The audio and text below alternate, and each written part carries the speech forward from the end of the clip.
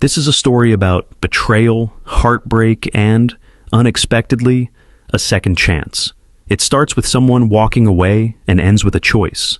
It's about how sometimes the right person shows up just when everything feels lost, and how important it is to remember your worth. Hey Reddit, I've read so many stories on here and never imagined I'd be writing my own, especially not at 61. But here I am, heartbreak, healing, and a plot twist I never saw coming. Let me give some context. I've been married to Jack, not his real name, for 33 years. We met in our mid-20s at a mutual friend's BBQ. He was charming, ambitious, and had this twinkle in his eye that made you feel like the only person in the room. We got married 2 years later, raised 2 amazing kids, and built a pretty stable life together in a nice neighborhood in Pennsylvania. For the most part, our marriage was solid. We had our ups and downs like everyone else, but I never questioned his loyalty or our future. We traveled, hosted Thanksgiving every year, spent Sunday mornings reading the paper together. Comfortable, familiar love. Or so I thought. Things started to shift subtly after Jack retired at 59. At first I thought he was just adjusting to the lack of structure. He started going to the gym every morning, bought a new wardrobe, got Botox, which surprised me, and even began using social media more than our teenage grandkids. But I didn't question it. I wanted to be supportive. One night, though, he came home late, smelling like unfamiliar perfume. I asked where he'd been. "Just out with some guys from the gym," he said. I wanted to believe him. For weeks I gave him the benefit of the doubt, until I couldn't anymore. One morning I picked up his phone by accident. We had the same cases. And that's when I saw the messages. Long threads with a woman named Kay, flirty texts, photos, plans. He was having an affair with a 31-year-old yoga instructor he met at the gym. I felt like I'd been punched in the stomach. When I confronted him, he didn't even deny it. He said he was sorry I found out that way, but that he'd felt trapped in our routine for years. He said he needed freedom and wanted to feel alive again. And just like that, he packed a bag and left. I was devastated. For months, I was a shell of myself. The house was quiet in the worst way. I cried every day. Meals went untouched. I couldn't sleep in our bed, so I started camping out on the couch. I kept thinking, after 33 years, is this what I get? Just tossed aside for someone half my age? Enter Tom. Tom is our next-door neighbor. He lost his wife Linda to cancer 3 years ago. He's always been polite, a bit reserved, but kind. He would wave when mowing the lawn, or offer to carry in groceries if he saw me struggling. That was the extent of our interactions.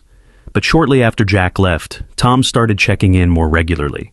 It began with small things, bringing my mail to the door, offering to take out the trash. One afternoon, he knocked and said, "I made too much chicken parmesan. Want some?" I hadn't eaten a proper meal in days, so I said yes. That dinner turned into a weekly tradition. He never pushed, never asked too many questions, just listened, and cracked the occasional dry joke. I found myself laughing again, even if just for a moment. One Sunday morning, I broke down while we were sitting on my porch. I told him everything, about Jack, the affair, how worthless I felt. He didn't interrupt, just reached over, gently took my hand, and said, "You're not worthless. You're just finally seeing someone else's worth through your own eyes." I cried harder than I had in months. Over the next few months, our bond deepened. He helped me repaint the guest room. We went on walks together. We talked about everything. Our kids, our grief, our fears. It wasn't romantic at first. It was healing.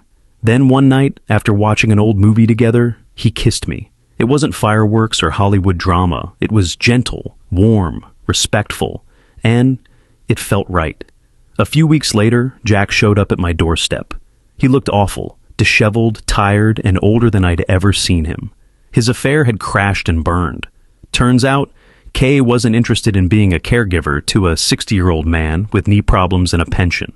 She'd moved on. He was alone, broke, and embarrassed. He stood there with flowers and said, "I made a terrible mistake. I miss you. I miss us." I took a deep breath. For a moment, I thought of all the years we had together, the memories, the good times. But then I thought of the lies, the betrayal, the nights I cried myself to sleep while he played house with someone new.